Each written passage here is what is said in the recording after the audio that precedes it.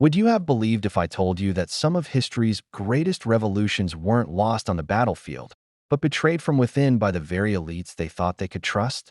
Hey, history buffs and curious minds. Welcome back to the channel. Today, we're diving deep into the shadows of revolution, uncovering 5 devastating instances where powerful figures, meant to be allies, became the architects of their movement's downfall. We're talking about the ultimate betrayal, when the promise of a new dawn was crushed by the greed and ambition of those at the top.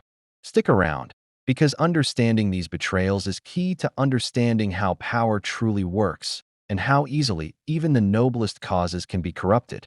Revolutions promise change, equality, a better future.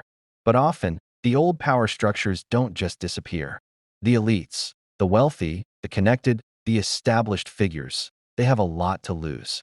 And sometimes, their instinct isn't to join the revolution, but to co-opt it, control it, or even destroy it to preserve their own privileges. Number 1. The French Revolution, the Girondins' fall. The iconic French Revolution. We all know the storming of the Bastille, the Reign of Terror. But a crucial betrayal happened much earlier, within the revolutionary government itself. Meet the Girondins, initially a moderate faction pushing for reform. They were influential, many were wealthy lawyers and intellectuals. Here's the thing, while they championed the revolution's ideals, they grew increasingly fearful of the radical Jacobins and the Parisian sans-culottes, the common people. They saw the growing power of the masses as a threat to stability and, let's be honest, their own comfortable positions. Instead of uniting the revolutionary forces, they hesitated, obstructed radical measures, and even tried to sideline Paris. This division played directly into the hands of Robespierre and the Jacobins. They skillfully painted the Girondins as counter-revolutionaries, out of touch with the people's will. The result? The Girondins, who had once been central figures, were purged, arrested, and many executed in 1793. A classic case of elites prioritizing their factional interests over the broader revolutionary cause, paving the way for a more radical and ultimately bloody phase. Did the Girondins betray the revolution, or did the revolution outpace them? That's a debate for the ages. Number 2. The Russian Revolution, the February Revolution's lost opportunity. Moving east to 1917 Russia, the February Revolution toppled the Tsar. Victory seemed within reach for a more democratic Russia. The Duma, Russia's parliament, filled with liberal nobles, industrialists, and wealthy landowners, stepped in to form the provisional government. These were the elites who seemed to be embracing change. But here's the twist. They were deeply attached to the old ways. They were primarily concerned with maintaining order, continuing Russia's involvement in World War I, a deeply unpopular decision, and preserving property rights. They were terrified of genuine social upheaval and worker control. They refused to address the 2 most pressing issues, land redistribution and peace. This hesitation, this elite-driven caution, created a massive power vacuum. The Soviets, councils of workers and soldiers, gained immense influence. Instead of empowering these popular bodies, the provisional government alienated the very people who had brought down the Tsar. They were elites trying to manage a revolution without fundamentally changing the power structure. If you were in the provisional government, what single decision would have prevented the Bolshevik takeover? Share your thoughts below. It's fascinating, isn't it? How the desire to control change can lead to its complete derailment. It's like playing chess, but deciding to move your opponent's pieces for them. It never ends well. Now, let's shift gears and look at a revolution that was perhaps even more deeply compromised from the start. Number 3. The Haitian Revolution, the Free People of Color's Dilemma. The Haitian Revolution is a beacon of hope, the only successful slave revolt that led to the creation of a free nation. But its path was fraught with internal conflict, partly fueled by the betrayals of a specific elite group, the gens de couleur libres, or free people of color. These individuals, often mixed race, had achieved a level of wealth and status in the brutal slave society of Saint-Domingue. They owned property, businesses, and even slaves themselves. When the main slave revolt erupted in 1791, many free people of color initially saw it as an opportunity to gain full equality with the white colonists. However, their own privileged position made them wary of a complete social upheaval that might threaten their status. During the complex wars that followed, factions of the free people of color, led by figures like André Rigaud, allied with the French against other revolutionary forces. They sought concessions and rights for themselves from the French colonial power, rather than a unified front for all the oppressed. This internal division weakened the revolutionary cause at critical junctures. While Toussaint Louverture ultimately steered the revolution to victory, the actions of these elites created dangerous fault lines.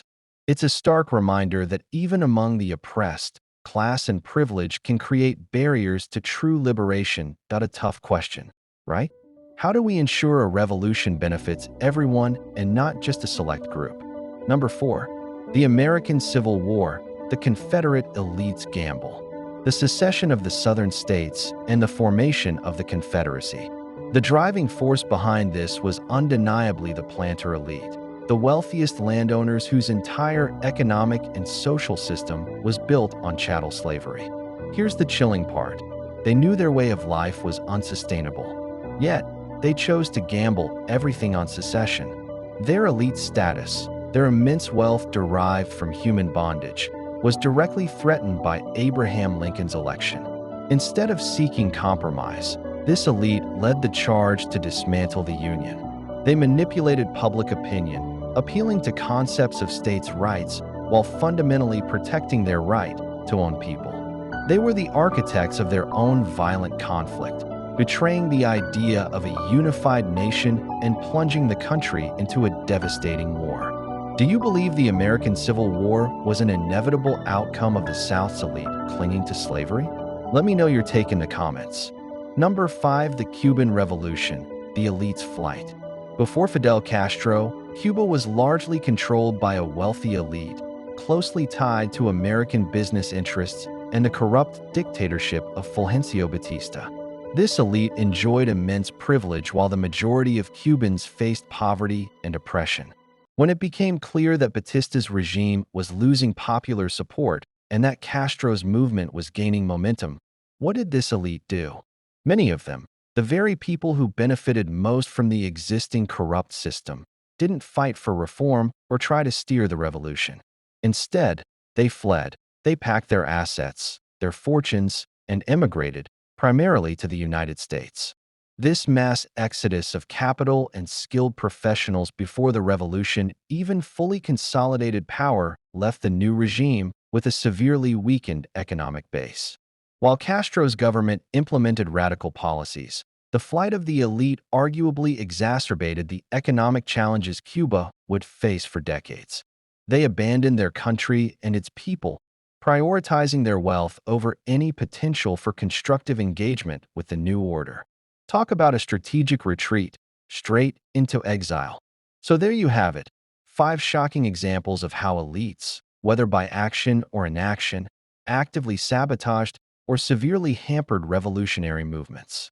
From the French Girondins' political maneuvering to the Russian Provisional Government's caution, the Haitian asterisk gens de couleurs class divisions, the Confederate elite's commitment to slavery, and the Cuban elite's flight, the pattern is clear.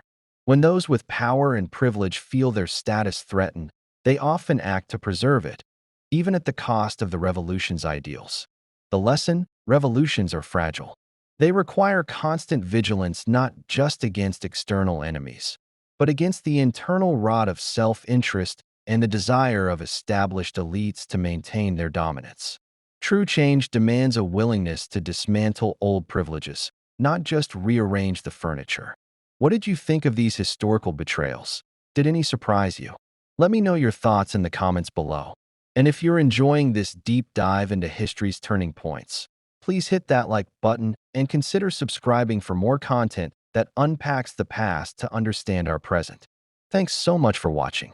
Join us next time as we explore the unexpected consequences of technological revolutions. Until then, keep questioning, keep learning,